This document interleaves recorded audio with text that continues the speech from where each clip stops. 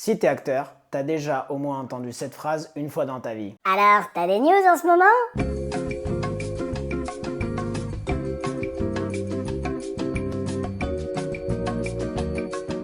Et là, tu frises. Tu sais plus quoi dire, t'es bloqué, tu te sens illégitime, tu sais pas quoi répondre, et pourtant, il y a des choses que t'aurais voulu répondre et que tu n'as pas dit. Et dans la vie de tous les jours, c'est très fréquent qu'on reçoive ce genre de phrases de la part de gens qui ne sont pas artistes et qui veulent nous poser des questions parce qu'ils sont tout simplement curieux sur savoir ce qu'on fait nous dans notre vie. Dans cet épisode, on va débunker un peu toutes ces questions et tout ce qu'on aurait envie de répondre, mais au final, remettre les choses à plat, remettre les choses au clair et montrer que tout cela est peut-être finalement dans notre tête.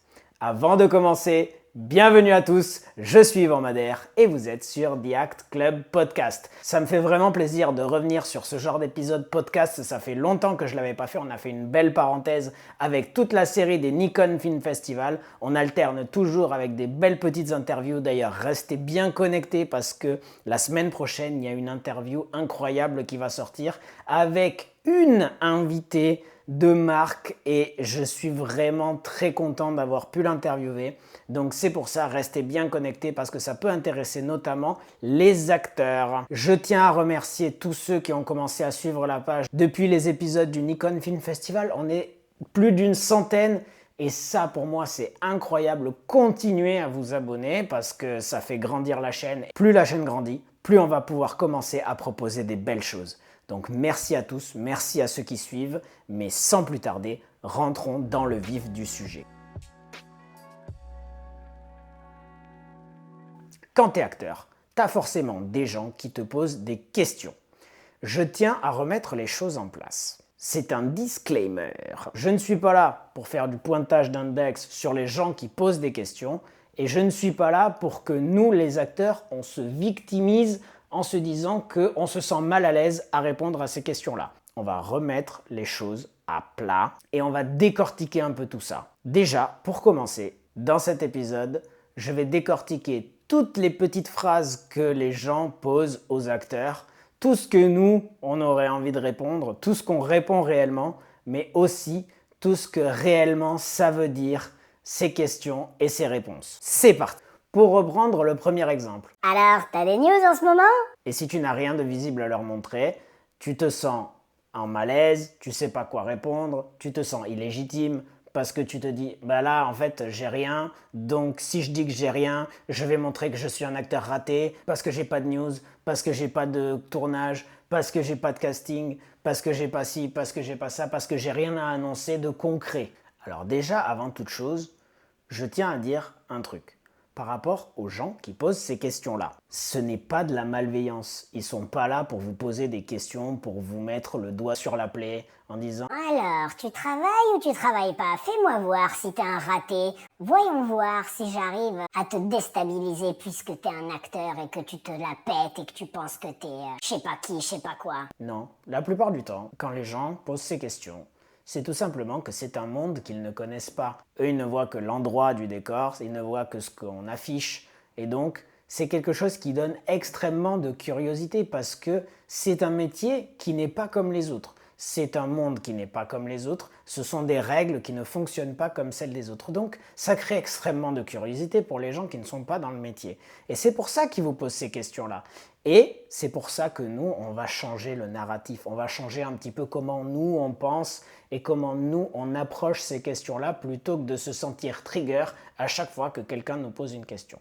Donc maintenant, on va reprendre ça calmement et on va voir comment on peut s'en sortir. C'est parti.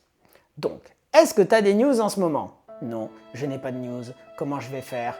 Je suis illégitime, j'ai le syndrome de l'imposteur, je ne vais jamais y arriver, c'est très compliqué, je suis un acteur raté, si je n'ai pas de news, c'est très compliqué. Ok, stop. Stop. Remettons les compteurs à zéro. Dans la vie d'un acteur, il y a beaucoup de choses qui se passent en coulisses. Reprenez les choses à la base et essayez de refaire un trajet de ce que vous avez fait vraiment dans la semaine pour votre carrière. Alors, vous avez probablement travaillé sur votre instrument, c'est-à-dire soit vous avez encore des trainings, soit vous avez des stages, soit vous continuez à vous entraîner de votre côté comme c'est ce que je fais moi, soit vous continuez à vous informer sur les dernières choses qui sont sorties. Puis, vous avez probablement passé des heures entières sur votre ordinateur à envoyer des candidatures pour des castings ou à être en contact avec votre agent pour voir où c'est qu'il peut vous envoyer sur des castings. Donc, vous avez passé du temps pour contacter des directeurs de casting. Vous avez envoyé des soumissions de candidatures. Puis, c'est pas tout. Il faut s'organiser. Il faut répondre aux mails, quelquefois des mails de rejet. Vous avez dû probablement aussi faire des self-tapes. Donc, il va falloir faire la self-tape, mettre le matériel en place, faire le montage, envoyer le montage. En plus de ça, faire le petit mail qui va bien avec et l'envoyer au directeur de casting. Vous avez dû probablement aussi faire du networking, appeler les gens, organiser les semaines d'après et peut-être vous avez aussi vos projets personnels que vous êtes en train d'organiser. Et il faut aussi faire du travail sur soi pour continuer à persévérer, à continuer, à accepter les rejets, à continuer à rester motivé, même s'il n'y a pas de news, même s'il n'y a pas de réponse positive sur le moment. Donc, techniquement, même si pour quelqu'un de l'extérieur, ça montre rien de concret, parce que les gens de l'extérieur, ceux qui comprennent dans leur vie à eux, c'est des choses concrètes, des résultats. Quand ils travaillent dans une entreprise, on leur demande de faire un truc et il y a des résultats. Et s'ils montrent ces résultats, ça prouve qu'ils ont fait le travail. Dans le travail d'un acteur, il y a énormément de choses qui sont invisibles. Et donc, pour eux, c'est pas compréhensible tout le travail qu'on est en train de faire en coulisses. Mais remettez les choses à plat parce qu'il se trouve que quand vous avez fait ça, regardez ce que vous avez concrètement fait dans votre semaine et vous allez voir que, alors peut-être qu'il n'y a pas de résultat concret, mais par contre, vous avez bossé dur. Vous avez bossé dur. Donc, prenez cette petite victoire-là. Prenez cette petite victoire-là pour vous et de vous dire, attends, oui, j'ai bossé. Oui, je suis légitime. Oui, je fais tout ce travail en coulisses. Et oui, je vaux quelque chose en tant qu'acteur, même si les résultats ne sont pas là. Deuxième chose que les gens nous disent quand on est acteur. Ah, mais vous êtes acteur, vous avez la belle vie, vous. Ce qu'on aurait envie de répondre, t'imagines pas à quel point c'est compliqué. Ce qu'on répond vraiment, plutôt ouais. Ce qu'est finalement la réalité, oui, mais la réalité, c'est que le public ne voit que 5% de notre vie réelle. Et ces 5%-là, c'est ce que nous, on poste sur les réseaux sociaux. Et comme tout le monde le sait, sur les réseaux sociaux, on ne fait voir quasiment que les victoires. On ne fait voir quasiment que le beau, que le glamour, que le gloss et les paillettes. C'est ça qu'on montre sur les réseaux sociaux. Mais 95% du temps, il y a tout le travail dont j'ai parlé au préalable. Il y a les moments de doute, il y a les moments de réflexion, il y a les moments de repositionnement, il y a les moments de revirement de carrière, les moments où on est découragé, tout simplement. Et c'est pour ça que, oui, c'est une belle vie.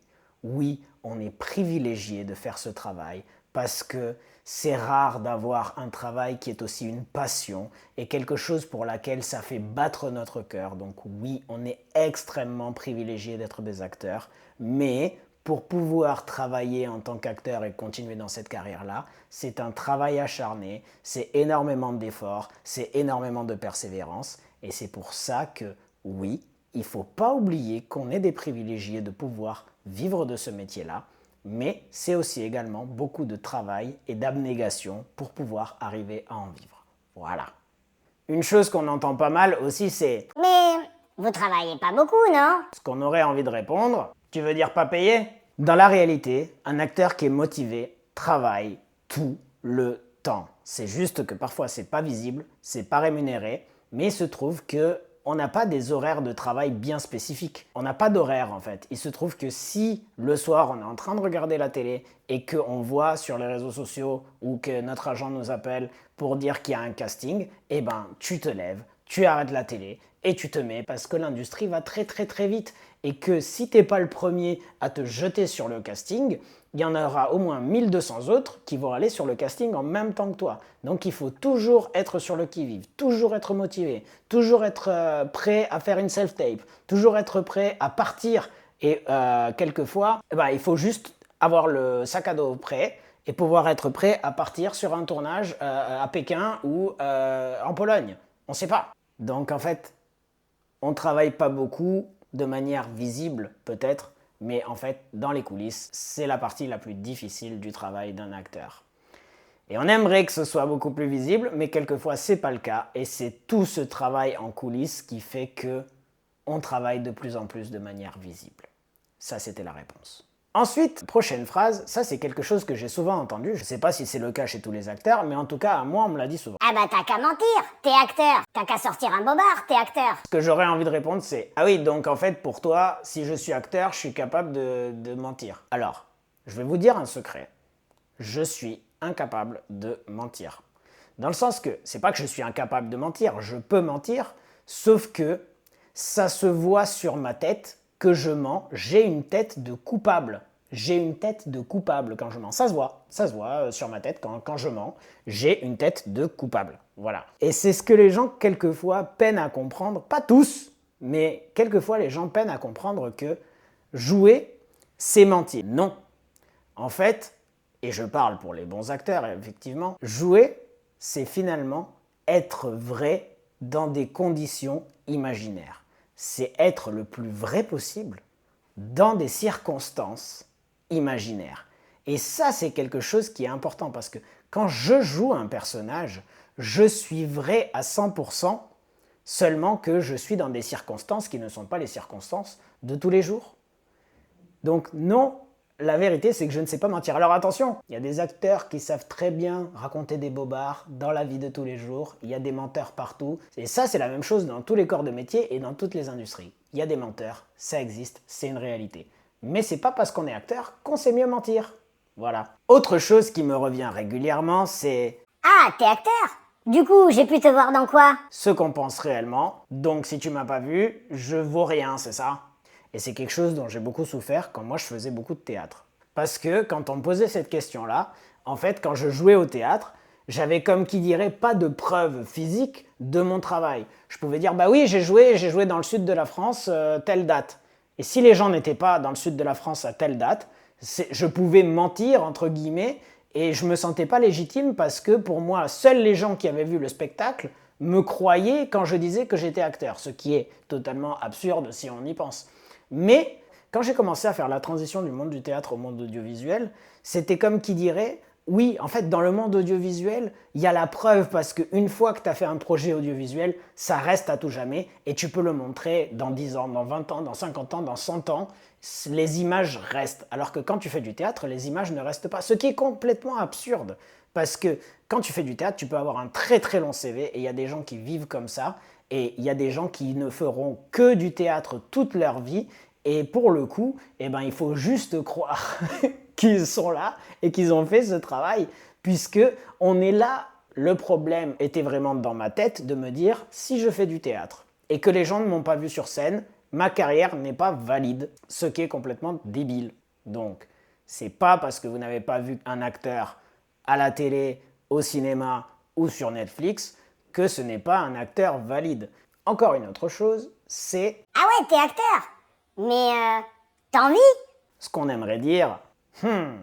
La réalité, c'est que le métier d'acteur, c'est un métier qui est très compliqué et il y a 1000 possibilités, comme il y a 1000 possibilités en entreprise, comme il y a des auto-entrepreneurs, des gens qui sont en CDI, des gens qui sont en CDD, il y a tous les cas de figure quand on est acteur. Alors, il y a certains acteurs qui en vivent même très bien et qui gagnent très bien leur vie. Il y a certains acteurs qui sont intermittents du spectacle et qui font des cachets à droite à gauche parce qu'ils doivent se débrouiller, ils font des choses qui leur plaisent pas forcément pour réussir à faire leurs heures et avoir leur intermittence et à faire les projets qui leur plaisent à côté. Il y a des acteurs qui ne gagnent pas leur vie, qui ont un side job à côté, qui ont un job alimentaire à côté. Et c'est pas grave, ça non plus, c'est pas grave d'avoir un job alimentaire à côté.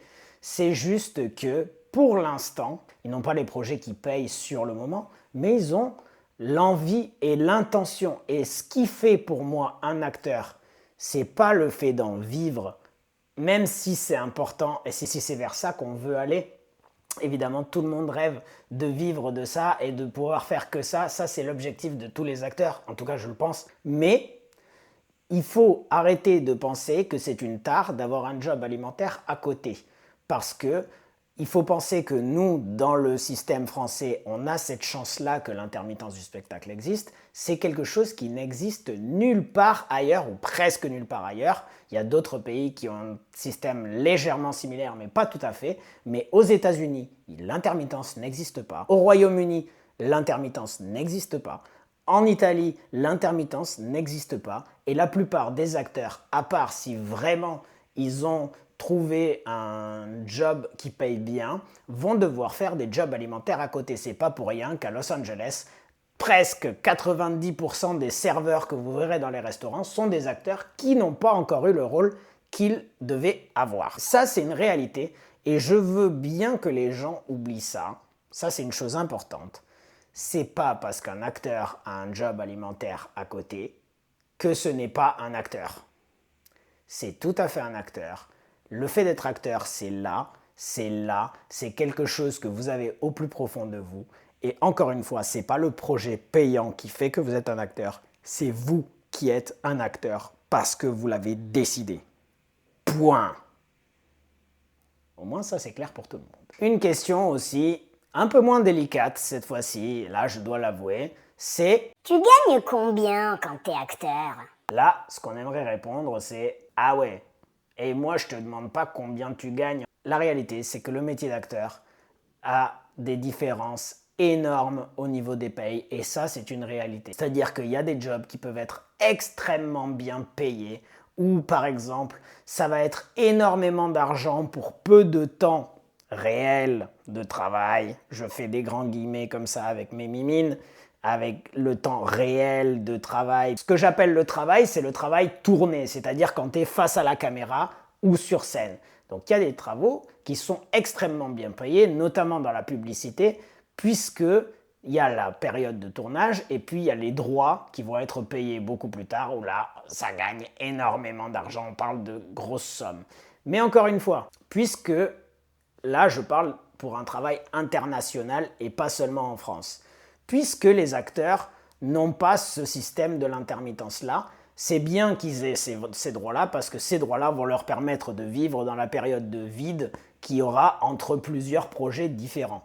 Ensuite, il y a des projets qui sont payés normalement, et il y a des projets qui sont à bas budget. C'est des petites productions, c'est des gens qui veulent financer leur propre projet qui leur tient à cœur, ils n'ont pas forcément les moyens de payer tout le monde, et donc voilà, là ils font plutôt un projet pour le cœur, un projet qui leur fait plaisir, et dans ce cas-là, là il faut défendre une idée, et que peut-être plus tard, ce projet-là va prendre de l'ampleur et va leur donner quelque chose de plus positif au niveau économique.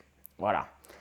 La réalité, c'est qu'il y a des différences et ça va de très bas à très haut au niveau des salaires et personne ne peut dire plus ou moins combien gagne un acteur parce que c'est vraiment un cas individuel et c'est par rapport au projet individuel et on peut passer d'un projet très très bien payé à un projet moins bien payé. Ça, c'est une réalité et ça dépend, comme dirait quelqu'un que je connais. Une autre chose différente que j'entends régulièrement, c'est « Ah ouais, moi aussi j'aurais pu être acteur, j'ai fait du théâtre au collège. » Et là, ce qu'on répond généralement, c'est « Ah, c'est cool !» La réalité, et là, je vais dire les choses et je vais dire les termes. En vrai, tout le monde peut devenir acteur. Il y a des gens qui vont dire « Ouais, mais non, il faut du talent, il faut de la sensibilité artistique, il faut quelque chose de spécial au fond de soi. » On a tous quelque chose de spécial au fond de soi. Il faut dire la vérité. On a tous plus ou moins de sensibilité artistique au fond de nous. Il y en a qui en ont vraiment très peu, il y en a qui en ont beaucoup. Et j'ai travaillé avec des amateurs qui m'ont donné des choses magnifiques. Et j'ai travaillé avec des pros qui ne m'ont quasiment rien donné. Donc, sur le principe, tout le monde peut devenir acteur. C'est pas de commencer à être acteur qui est compliqué.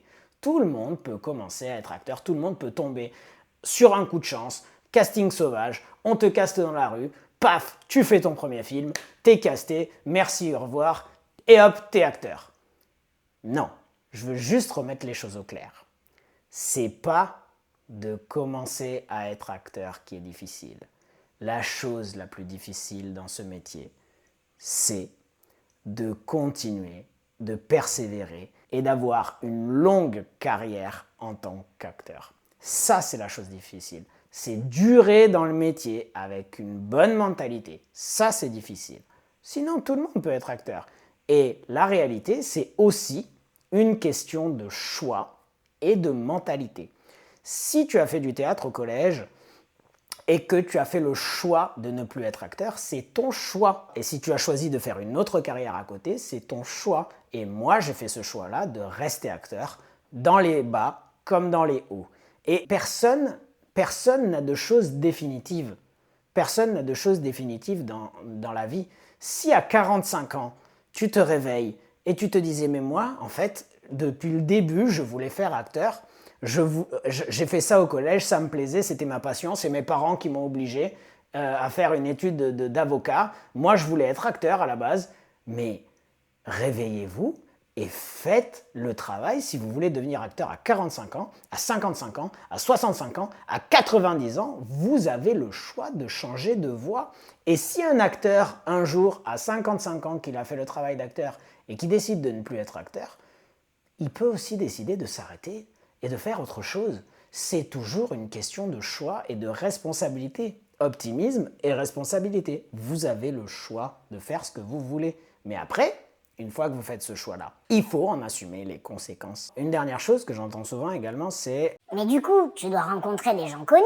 Et le plus souvent, on répond « Oui, bah d'ailleurs, j'étais sur un tournage avec X, il était sympa. » Ou « Oui, j'étais sur un tournage avec Y, et il n'était pas sympa. » La réalité, c'est que les gens soient connus ou qu'ils ne soient pas connus, l'important, c'est qu'on travaille avec des gens qui sont professionnels. Et peu importe le niveau, on sait que dans le métier d'artiste, acteur, artiste en général, il y a des hauts, il y a des bas. Tu peux être au top niveau une année et tu peux te retrouver dans un job beaucoup plus modeste plus tard. Tu peux être dans un job modeste maintenant et te retrouver en premier rôle plus tard. Ça dépend.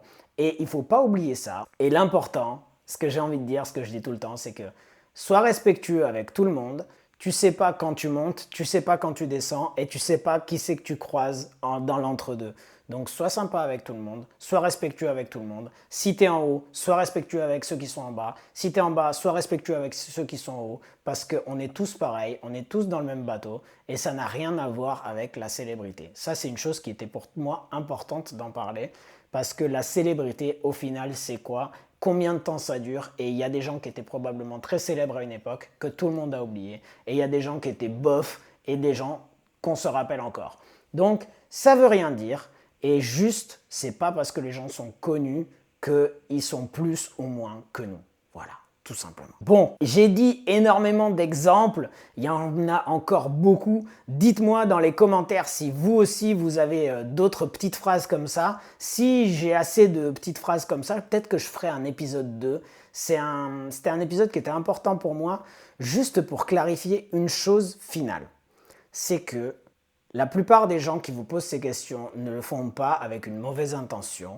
Et peut-être que nous, on va aussi changer notre façon de penser, ne pas se sentir agressé, ne pas se sentir menacé quand on a ce genre de questions et juste remettre les choses à plat et de se dire qu'on fait du mieux qu'on peut, on fait notre travail, chacun fait avec ce qu'il a, avec les opportunités qu'il a, avec les envies qu'il a, avec la motivation qu'il a et on est tous dans le même bateau, donc ne prenez pas ces questions-là comme une attaque, mais plutôt comme de la curiosité, des gens qui ne comprennent pas ce style de vie. Et quelquefois, ça peut être mieux soit d'expliquer, soit, si vous ne vous sentez pas à l'aise, juste vous dites le minimum, mais c'est-à-dire, je travaille pour arriver à tel objectif. Et c'est tout à fait valide de dire, je travaille vers tel objectif. Par exemple, moi, mon travail en ce moment, je travaille vers l'objectif de signer avec un agent. J'avais un agent, j'ai arrêté cette collaboration avec cet agent. Donc, comme vous voyez, ce n'est pas une fin en soi non plus d'avoir un agent. Je cherche activement un agent. Mais quand on me dit, est-ce que tu as un agent ? Non, mais je travaille activement pour trouver un agent qui aille bien avec ma personnalité et avec qui je peux bien m'entendre. Le fait de travailler vers quelque chose n'est pas honteux. Le fait de travailler vers quelque chose n'est pas quelque chose dont il faut se cacher. Bien sûr, la plupart des gens voient le résultat final comme la chose qui est la plus importante pour nous. Non, en fait, le travail est la chose importante. Et quand le résultat arrive, là, ça devient intéressant. Et vous serez d'autant plus content de pouvoir dire que vous y êtes arrivé. Mais l'objectif, c'est toujours la chose la plus importante quand on est un acteur. Voilà, c'est tout pour cet épisode. J'espère que ça vous a plu. Abonnez-vous pour plus de contenu. La semaine prochaine, il y a une interview incroyable qui va sortir, donc restez bien connectés. Le mercredi à 18h30, il y a toujours un épisode. Dites-moi en commentaire si vous avez d'autres idées de ces petites questions gênantes pour les acteurs. Qu'est-ce qu'on pense? Quelle est la réalité? Continuez à suivre la page sur les réseaux sociaux. Abonnez-vous sur YouTube, c'est très important pour moi. Et enfin, rejoignez tous le club parce qu'on a tous le droit au bonheur. Ciao!